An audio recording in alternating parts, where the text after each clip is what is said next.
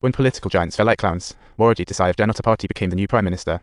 Indira lost her popularity in her constituency, and even her son Sanjay flopped in the Amethi elections. Talk about a power switcheroo.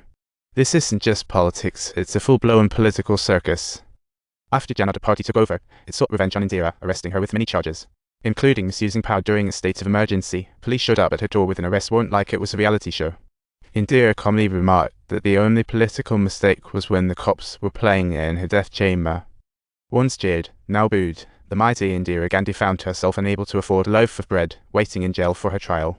Her political soccer seemed to hit a wall, and for most politicians, this would mark the end of the road, but Indira was no ordinary politician. In the depths of her political career, she showed superhuman resilience and adaptability. Imprisoned for months, she was released in December 1978. After her release, she had to regroup quickly. No time for moping, she immediately started reconnecting with the people and founded her new party.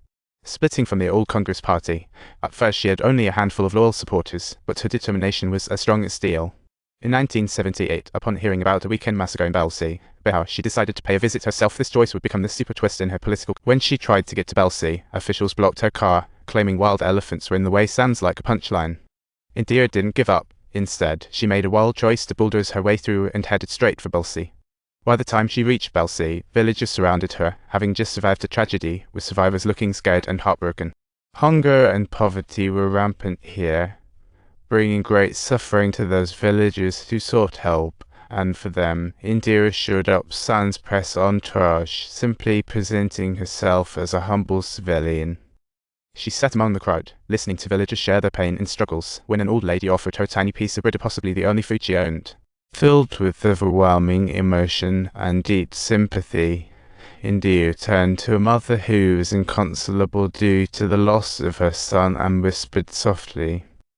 Every individual present deeply felt the warmth and close connection in that very moment.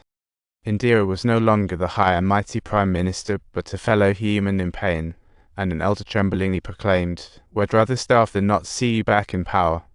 The villagers cheered, marking this Balsi action as the spicy turning point for Indira's political revival. No grand speeches, no exaggerated promises, just simple acts of humanity, darting through danger zones.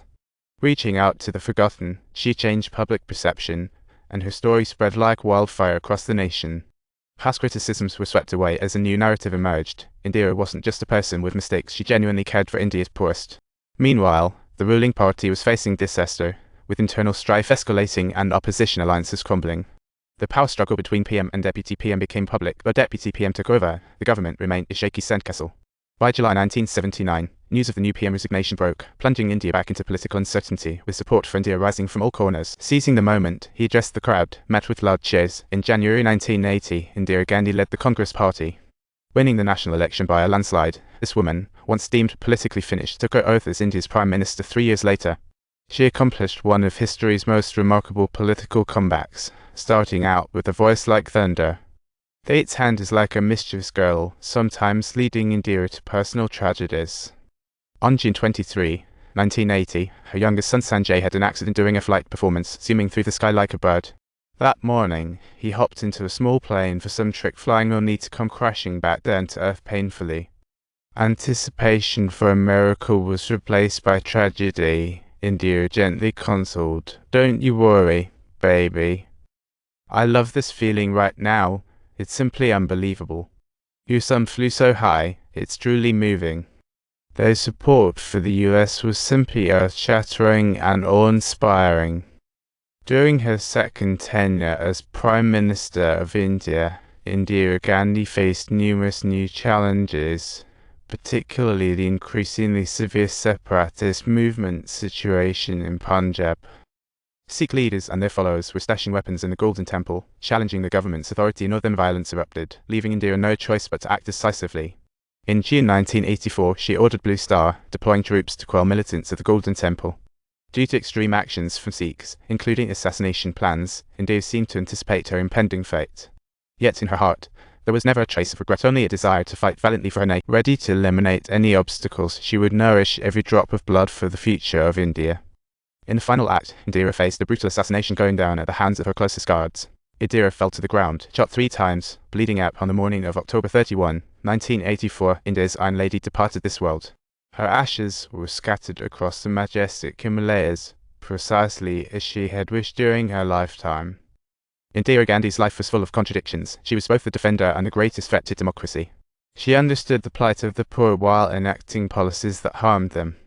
She was both powerful and fragile, ruthless yet incredibly compassionate. She once said, "India is Indira, and Indira is India," mirroring her confidence intertwined with her nation's fate. From a historical perspective, Indira was a catalyst for India's modernization and a warning of the dangers of concentrated democracy.